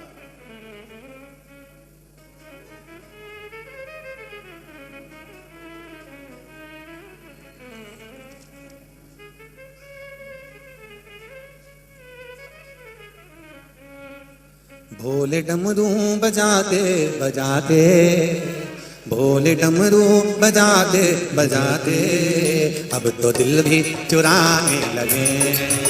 भोले डमरू बजाते बजाते, अब तो दिल भी चुराने लगे हैं। भोले डमरू बजाते बजाते, अब तो दिल भी चुराने लगे। भोले डमरू बजाते बजाते, अब तो दिल भी चुराने लगे। भोले डमरू बजाते बजाते, अब तो दिल भी चुराने लगे। भोले डमरू बजाते बजाते, अब तो दिल भी चुराने लगे।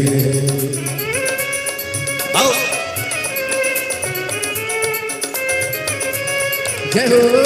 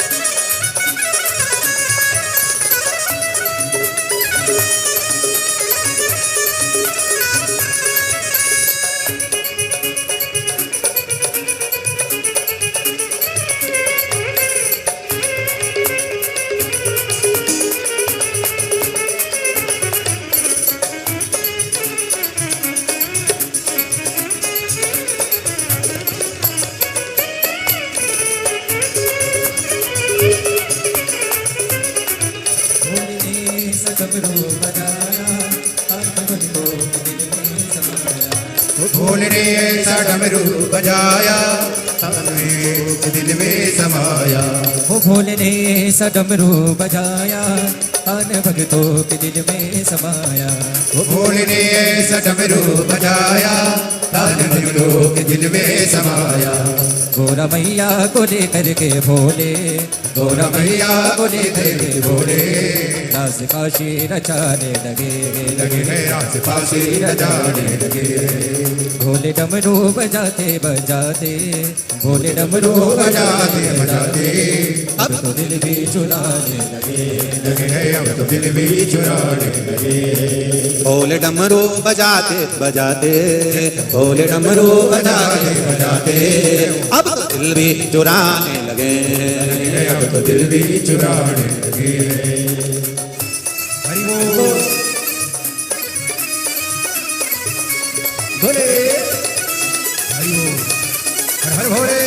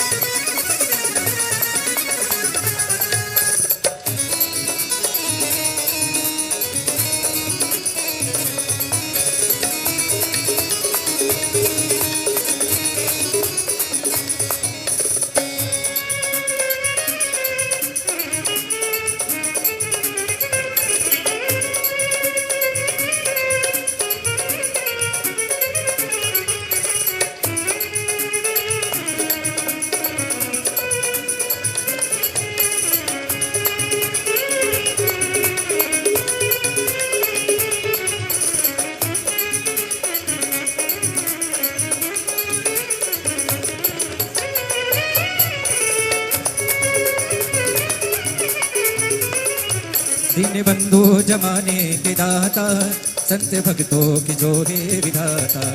दीन बंधु जमाने के दाता, संत भक्तों की जोड़े विधाता। दीन बंधु जमाने के दाता, संत भक्तों की जोड़े विधाता। दीन बंधु जमाने के दाता, संत भक्तों के जोड़े विधाता।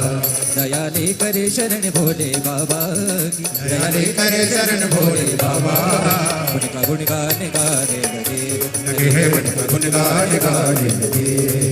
भोले डमरू बजाते बजाते, भोले डमरू बजाते बजाते अब तो दिल भी चुराने लगे, लगे हैं अब तो दिल भी चुराने लगे।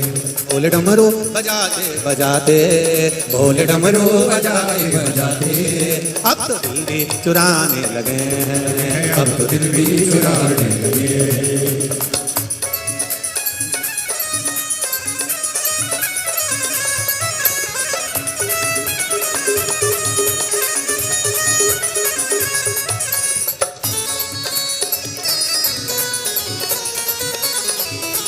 हरि बोल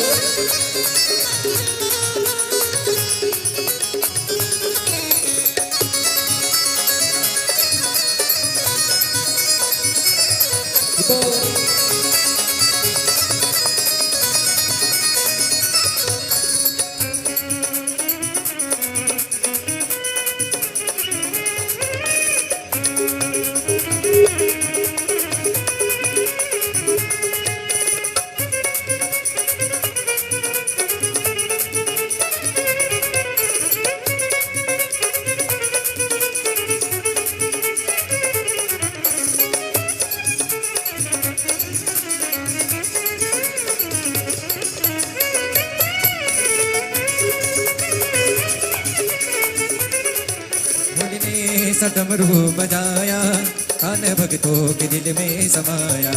भोले ने ऐसा डमरू बजाया कान भक्तों के दिल में समाया। भोले ने सा डमरू बजाया कान भक्तों के दिल में समाया। भोले ने ऐसा डमरू बजाया कान भक्तों के दिल में समाया। गोरा मैया को लेकर के भोले, गोरा मैया को लेकर के भोले रास काशी रचाने लगे, लगे रास काशी रचाने लगे। भोले डमरू बजाते बजाते, भोले डमरू बजाते बजाते अब तो दिल भी चुराने लगे, अब तो दिल भी चुराने लगे। बोले डमरू बजाते बजाते, बोले डमरू बजाते बजाते, अब तो दिल भी चुराने लगे, अब तो दिल भी चुराने लगे, अब तो दिल भी चुराने लगे, अब तो दिल भी चुराने लगे, अब तो दिल भी चुराने लगे, अब तो दिल भी चुराने लगे, अब तो दिल भी चुराने लगे, अब तो दिल भी चुराने लगे, अब तो दिल भी चुराने लगे, अब तो दिल भी चुराने लगे। हर महादेव। अपने स्थान पर बैठकर भगवान शिव से निवेदन करें, बाबा देवाधिदेव महादेव से प्रार्थना करें, हे देवाधिदेव महादेव आपके चरणों की भक्ति प्रदान करें, हृदय में हमारे आपके प्रति भाव उत्पन्न करें, भगवान शिव से निवेदन करें। सभी लोग बैठकर श्री शिवाय नमस्तुभ्यम मंत्र का जाप करें। श्री शिवाय नमस्तुभ्यं, श्री शिवाय नमस्तुभ्यं, श्री शिवाय नमस्तुभ्यं, श्री शिवाय नमस्तुभ्यं, श्री शिवाय नमस्तुभ्यं। भोला सब दुख काटो हमारा, ओ भोला सब दुख काटो हमारा, शिव शंकर जपूं तेरी माला, भोले बाबा जपूं तेरी माला, भोला सब दुख काटो हमारा, ओ भोला सब दुख काटो हमारा। वेश है मंगल मंगलकारी, वेश है मंगल मंगलकारी, शमशान वासी हमारा, शमशान वासी हमारा, भोला सब दुख काटो हमारा, ओ भोला सब दुख काटो हमारा। भगवान शिव से हृदय से कहें, जब दिल से कहोगे तो वो दिल से सुनेगा। अपने हृदय से, चित्त से, मन से भगवान को रिझाए। तेरा ही दिया मैंने खाया पिया है, तेरा शुक्रिया है, तेरा शुक्रिया है, मुझे भोले भोले बाबा ने बहुत दे दिया है, तेरा तेरा शुक्रिया है, तेरा शुक्रिया है। शिव कथा कर रहे हैं, भगवान शंकर का संवाद कर रहा है। पुण्य कमाने के लिए बहुत दूर जाने की जरूरत नहीं है। पुण्य कमाने के लिए मन, वचन और अपना कर्म, ये तीनों श्रेष्ठ रखिए। मन से, वचन से, अपने शब्द से और अपने कर्म से किसी को कष्ट ना हो। शिव महापुराण की कथा करें, भगवान शंकर का संवाद करें। अब स्वयं के हित के लिए बोला गया झूठ पाप कहलाता है। क्या कहलाता है? जम के बोलो जरा। पाप कहलाता है। स्वयं के लिए, स्वयं की पूर्ति के लिए, अपने हित के लिए बोला गया झूठ पाप कहलाता है, पर दूसरे के प्राण बचाने के लिए बोला गया झूठ पुण्य कहला जाता है। झूठ बदल गया। अपने लिए झूठ बोला तो वो पाप है, और दूसरे के लिए अगर झूठ बोल दिया, साहब कोई गाय कटने के लिए जा रही है, कसाई के पास जा रही है, आपने कह दिया ये गाय मेरी है, इसको छोड़ो, ये मेरी है, भले तुम्हारी नहीं है, पर कसाई से छुड़ाने के लिए तुमने झूठ।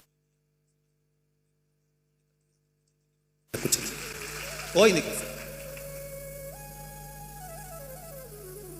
दूसरे के हित के लिए, दूसरे के लिए अगर मृत्यु किसी की हो रही है, उसको बचाने के लिए झूठ बोल दिया तो वो पुण्य है।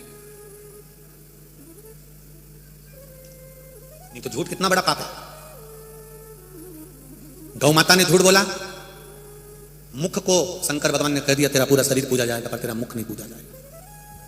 केतकी के पुष्प ने झूठ बोला, सारे देवताओं पर चढ़ेगा पर शंकर जी पे नहीं चढ़ेगा। ब्रह्मा जी ने झूठ बोला, उनका सिर काट दिया, कर्मनाशा नदी उत्पन्न हो गई, जिसमें एक पशु पक्षी भी पानी नहीं पीते, ऐसी कर्मनाशा नदी प्रकट। ब्रह्मा जी के झूठ बोलने से जो शीश कटा था, उस कटे हुए शीश से बड़ का पेड़ बट वृक्ष उत्पन्न हो गया। जरा विचार करिए कि झूठ, शिव महापुराण की कथा में लिखा है सत्यम शिवम सुंदर। पहले के जमाने में भगवान वेंकटेश भगवान का अगर दर्शन करोगे तिरुपति में जाके, 3 लाइन सत्यम शिवम सुंदर, 2 सफेद, 1 जम के बोलो लाल।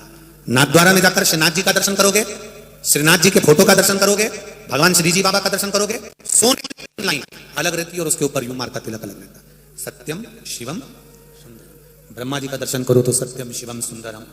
शिव जी का गुणगान सत्य से है। अब पहले भी लोग त्रिपुंड ही लगाते थे, 3 बिंदी लगाते थे, हम भी लगाते हैं, 3 बिंदी ऊपर होती है, सत्यम शिवम सुंदर। अब लोगों ने सत्य को मिटा दिया, शिव को मिटा दिया, सुंदर बनने के लिए एक लगा दिया। आज के जमाने में लोग तिलक भी लगाते हैं तो सुंदर कैसे दिखे वैसा तिलक हमारा होना चाहिए।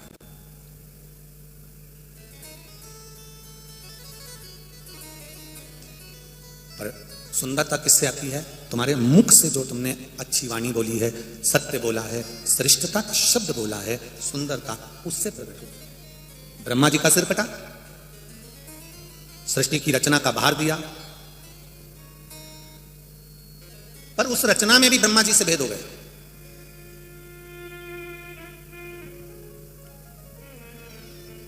जब थोड़ा सा पुण्य प्रखरता की हो रहा था, फिर एक बात का स्मरण आप लोगों को रहे, जो लोग दिन भर बैठकर माला जपते हैं या राम नाम या कृष्ण नाम या शिव नाम जपते हो, ये मत सोचना कि हमने बहुत सारा पुण्य इकट्ठा कर लिया। इस अंदाजे में मत रहना, ये तो हमने भगवान का भजन कर कर अपना रास्ता साफ करा। एक कथा आती है बड़ी सुंदर। एक आश्रम में एक साधु रहता था।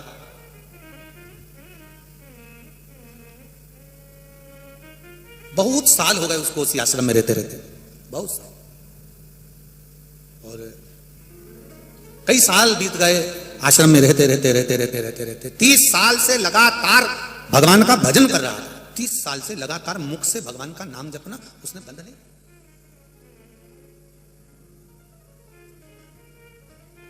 एक दिन माला लेकर बैठा था, इतने में कोई स्त्री उसके स्मरण में आ गई। सामने नहीं आई, स्मरण में।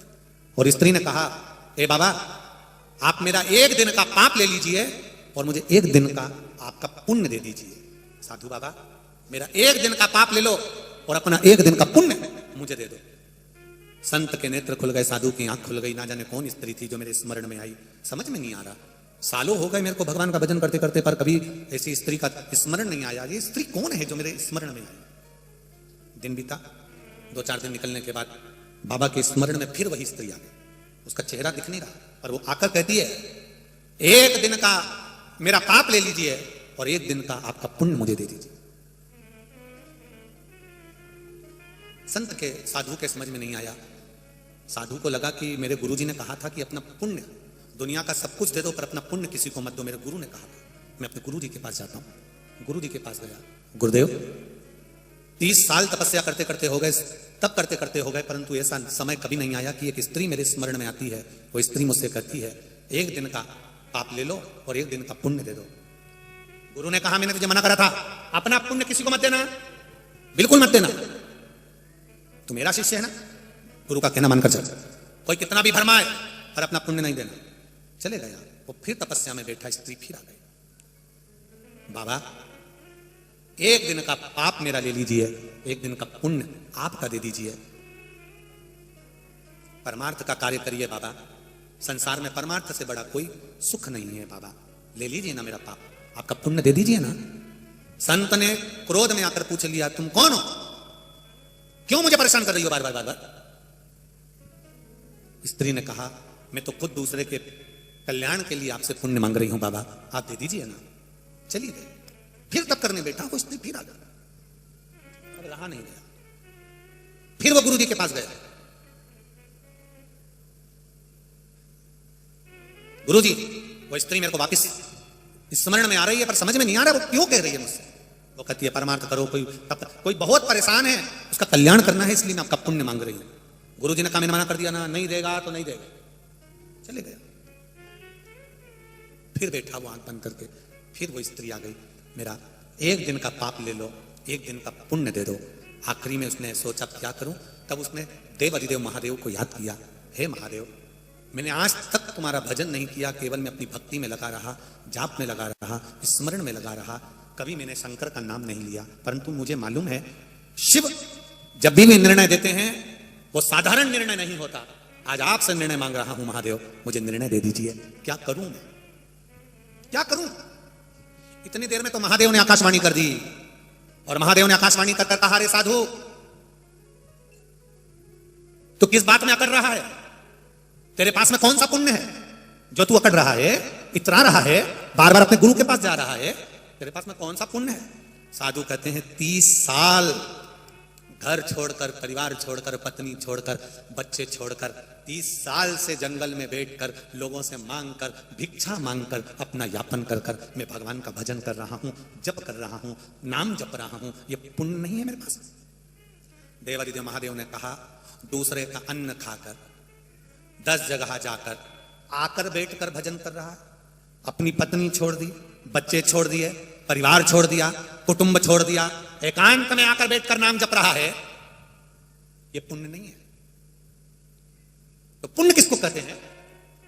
महादेव कहते हैं तेरी पत्नी को तू छोड़कर आ गया था, छोटा सा बच्चा उसकी गोदी में था, 2 बच्चे उसके थे, पत्नी तुमको 3 महीने तक ढूंढती रही, मेरा पति आएगा, पति आएगा, बच्चों के लिए उनका पिता आएगा, तू नहीं आया, दर दर ठोकर खाती, कहीं बर्तन मांजने जाती, कहीं झाड़ू लगाने जाती, सब दूर लोग उसको गलत दृष्टि से देखते। तब एक आश्रम में जहां पर जिसको कुष्ठ रोग हो जाता था, उस कुष्ठ रोग के आश्रम में चली गई और वहां सेवा में लग गई, थोड़ी सी तनख्वाह मिलती, अपने बच्चों का पालन करती।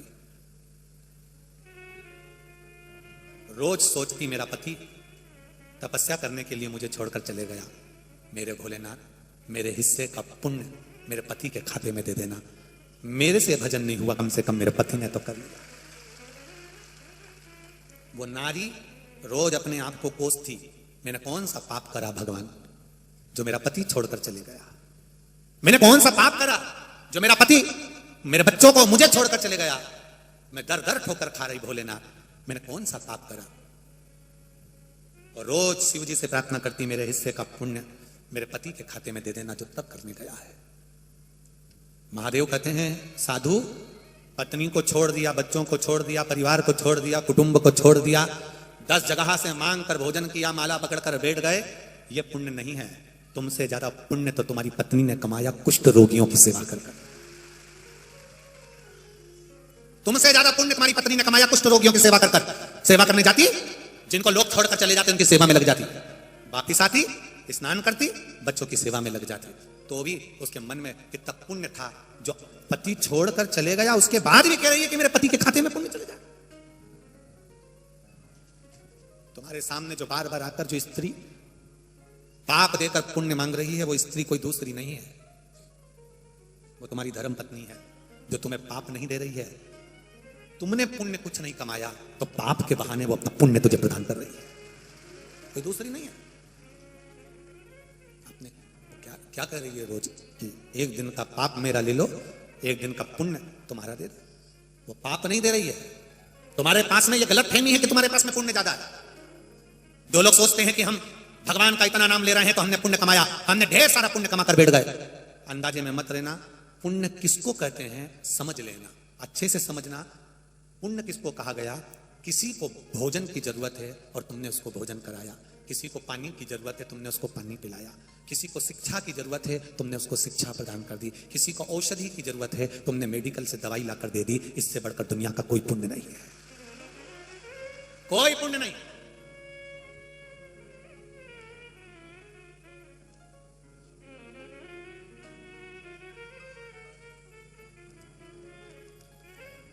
एक पत्र कल जब कथा पूरी हुई, हमारा जो कार्यालय लगा है उस कार्यालय पर बहुत सारे पत्र लोग जमा कर देते हैं।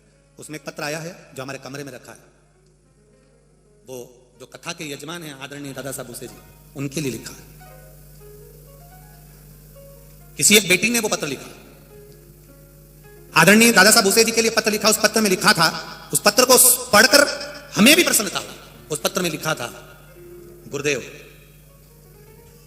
मैं मालेगांव के नजदीक के गांव की हूं, उस गांव का नाम भी उसने लिखा है। गुरुदेव हम नासिक जिला से हैं, मेरी और मेरे भाई की पढ़ाई पैसे के चक्कर में रह गई थी।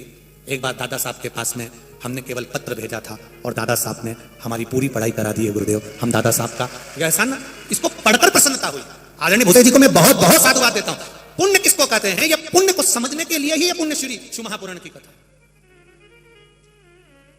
आदरणीय दादा साहब भूसे जी को बहुत बहुत साधुवाद, इस व्यासपीठ से बहुत बहुत साधुवाद। नेता पत्र आता है, पढ़ते हैं, पटक देते हैं, उस पर स्मरण नहीं करते। पर आदरणीय दादा साहब भूसे जी को धन्यवाद है कि उन्होंने बेटी का पत्र तो पढ़ा था, पढ़कर बच्चों का विद्या अध्ययन तो कराया। आज वो बच्चे पढ़कर आगे बढ़ गए तो कम से कम उनको ये बात का स्मरण तो रहा कि दादा साहब ने विद्या अध्ययन कराया। ये जीवन का वो पुण्य है जो कहीं नहीं मिल सकता, कभी समाप्त नहीं हो सकता। और मैं कहूंगा आदरणीय दादा साहब को कि ये संस्कार आपके माता पिता के हैं और ये संस्कार कल बच्चे बता रहे थे कि आदरणीय मंत्री हैं, राज्य मंत्री का पद है, उसके बाद में कार्यकर्ता बता रहे थे कि जमीन पर वहां कहीं कोने में बैठकर कथा सुन रहे थे। कहीं कहीं ये अभी कहीं का मिनिस्टर हो, मंत्री हो तो वो पहले तो पीरिच वाला कुर्ता ही सही नहीं हो, परंतु ये वात्सल्यता, इसको करुणता कहते हैं, इसको प्रेम कहते हैं। ये किसी पार्टी की कथा नहीं है, ये किसी राजनेता की कथा नहीं, ये दिल की कथा है। केवल दिल से बांची जा रही है और दिल से कराई जा रही है। इसको हृदय से कराया गया, चित्त से, आनंद से। ये हमको सीखने को मिलता है कि पुण्य किसको कहते हैं, पुण्य का प्रभाव क्या है, पुण्य का बल क्या है।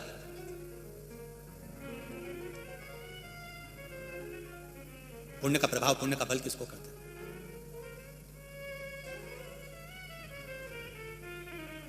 महाराज शिव पुराण कह रही है, भगवान शंकर की कथा कह रही है, भजन करो, नाम जाप करो, नाम कीर्तन करो।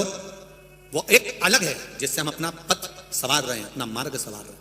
पर किसी गरीब को भोजन करा देना, कैसे हम अपनी कथा में गरीब शब्द लेना भी नहीं चाहते, क्योंकि गरीब नहीं होता, हम कहना चाहते हैं किसी साधारण को। साधारण मतलब कोई घड़ी का मारा नहीं, समय का मारा हुआ व्यक्ति होता है। कभी कभी समय विचित्र हो जाता है तो व्यक्ति अच्छा करते हुए भी बुरा हो जाता है, समय का मारा हुआ व्यक्ति। गरीब तो मेरा भोलेनाथ किसी को पैदा ही नहीं करता, किसी को भगवान ने गरीब बनाकर पैदा नहीं करा। सबको 2 किडनी दिए, 5-5 लाख की, नेत्र दिए हैं, सेठ बनाकर पैदा करा है। पत्र में आया, देखिए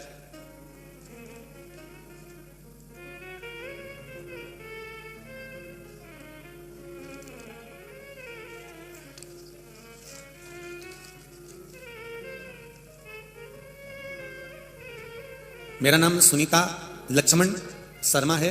मैं गांव इम कितलाव जिला की जिला तापी गुजरात से आई हूँ। कहीं बैठी आप ही हैं, दोनों हाथ हिला दो एक बार ऐसा। गुजरात से मैं कथा सुनने आई हूँ। कोई मुझसे पूछे गुरुजी 23/8/2022 को मुझे बारडोली के गांधी हॉस्पिटल में डॉक्टर ने 7 इंच की गठान गर्भाशय में बताई थी। 7 इंच की गठान थी। डॉक्टर ने तुरंत ऑपरेशन का कहा।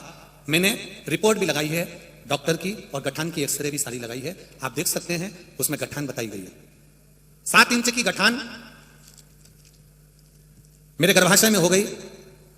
तब डॉक्टरों ने को रिपोर्ट दिखाई, सभी ने मुझे ऑपरेशन का कहा, लेकिन मैंने शिवजी पर विश्वास रखकर और बेलपत्र डॉक्टर की दवाई ले जाकर शंकर जी को दी। शिवजी से कहा मैं कुंदकेश्वर महादेव के नाम से ये दवाई खा रही हूं, मेरी गठान गल जाए। और बाबा के एक बेलपत्र रोज चढ़ी हुई खाने लगी। बाबा को बेल की भस्म चढ़ाती, उसको उठाकर लाती, खाती, पशुपति व्रत करा। तीसरे व्रत को मेरी तबीयत ज्यादा खराब हो गई। जब तीसरे व्रत को मेरी तबीयत ज्यादा खराब हो गई, लेकिन मैंने उस समय भी उपास नहीं छोड़ा और मुझे नंदुरबार के हॉस्पिटल में दिखाया। डॉक्टर ने ऑपरेशन का कहा, फिर ऑपरेशन का बोला कि गठान है आपके पेट में। फिर मेरे को वापिस दूसरे हॉस्पिटल में लेकर गए। वहां पर मैंने देवादिदेव महादेव से कहा आज मेरा व्रत है बाबा, अब आप स्वीकार कर लेना, गठान 7 इंच की है, आप कृपा करोगे तो सब अच्छा होगा। बाबा का उस दिन व्रत पूर्ण कर रात्रि को ही हम जांच के लिए फिर चले गए। बाबा की कृपा देखिए गुरुदेव, मात्र चौथा सोमवार पूर्ण हुआ था और डॉक्टर ने कह दिया MRI करके कि आपकी गठान गल चुकी है, मात्र 5% और बची। शिव कृपा। एक लोटा जल का भाव क्या वर्णन करूं। दूसरी बार फिर हमने जल पीकर जांच कराई। बाबा की कृपा से मेरी गठान पूर्ण तरह से बाबा ने गला दी। मैं बाबा को प्रणाम करने आई हूं गुरुदेव। मेरे साथ में मेरी बेटी को लाई हूं जो 15 वर्ष की है। मेरी बेटी के शरीर पर 15 वर्ष की मेरी बेटी है गुरुदेव। बेटी का जीवन क्या होता है ये आप भी जानते हैं गुरुदेव। उसके शरीर पर सफेद दाग का रोग की बीमारी हो गई थी। पूरे शरीर पर सफेद दाग हो गया था मेरी बेटी को। बहुत इलाज कराया गुरुदेव, परंतु कोई आराम नहीं लगा। मैंने मार्च के महीने में आपने जो सीहोर में कथा करी रुद्राक्ष महोत्सव, उस कथा का स्मरण किया और उस दिन से मैंने भगवान शंकर को एक लोटा जल चढ़ाकर, सीहोर के कुबेरेश्वर बाबा का नाम लेकर, भगवान शंकर पर जल चढ़ाकर, एक रुद्राक्ष का जल शिव को चढ़ाकर बेटी को पिलाना प्रारंभ करा। मेरी बेटी उस सफेद रोग से पूरी तरह ठीक हो गई। मैं उसको यहाँ पर प्रणाम करने लाई हूँ। मेरी बेटी भी साथ में आई है गुरुदेव, मैं उसको नमन कराने लाई हूँ। ठीक हो बाबू? श्री शिवाय नमस्तुभ्यम। एक बार दोनों हाथ उठाकर हर हर महादेव। शिव कृपा इसी को कहते। बैठिए बाबू। मेरी बेटी का पूरा शरीर ठीक हो गया गुरुदेव। शंकर की कृपा क्या होती है, मेरी बेटी का जीवन शिव ने संवार दिया। इसको देवाधिदेव महादेव कहते हैं। शंकर कहते तेरी कृपा बिना ना हिले एक भी, लेते हैं श्वास तेरी कृपा से। एक पत्र है बड़ा सुंदर है।